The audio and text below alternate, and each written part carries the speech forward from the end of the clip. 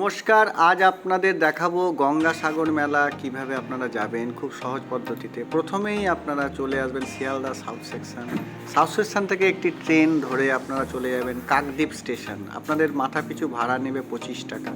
কাকদ্বীপ স্টেশনে নেমে আপনারা টোটো বা অটো ধরে চলে যাবেন কাকদ্বীপ ভেসেল ঘাট।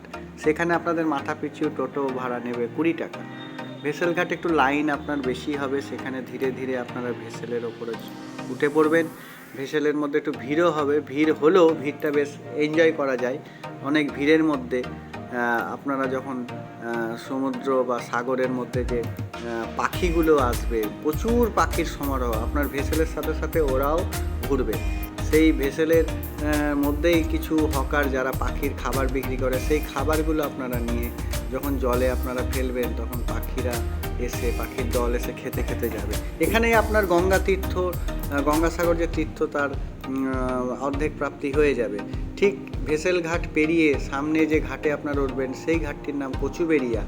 সেই কচুবেড়িয়া যেতে ভেসেলের ভাড়া নেবে মাত্র 9 টাকা।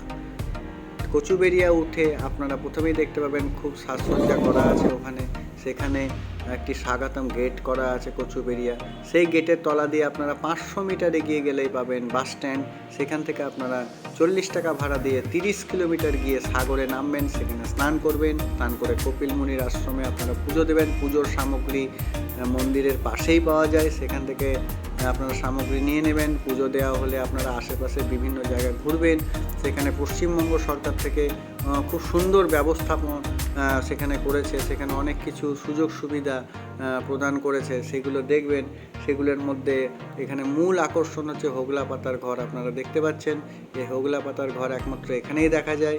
এই হোগলা পাতার ঘরে বিভিন্ন আমাদের সাধু সন্তরা থাকেন, তার সাথেও আমাদের যারা নিরাপত্তা প্রদান করছেন, নিরাপত্তা কর্মী, তারাও থাকেন। তাছাড়াও এখানে বিভিন্ন রকম স্থাপত্য করে রাখা আছে, পার্মানেন্ট স্ট্রাকচার, পরিশুদ্ধ পানীয় জলের ব্যবস্থা, সেই ব্যবস্থা আপনারা নিতে পারেন। তার সঙ্গেই সন্ধেবেলায় এখানে আলোক রোশনাই সেজে উঠেছে। প্রায় 30 কিলোমিটার ধরেই আপনারা এরকম আলোক রোশনাই দেখতে পাবেন। সাজসজ্জা খুব ভালো লাগবে।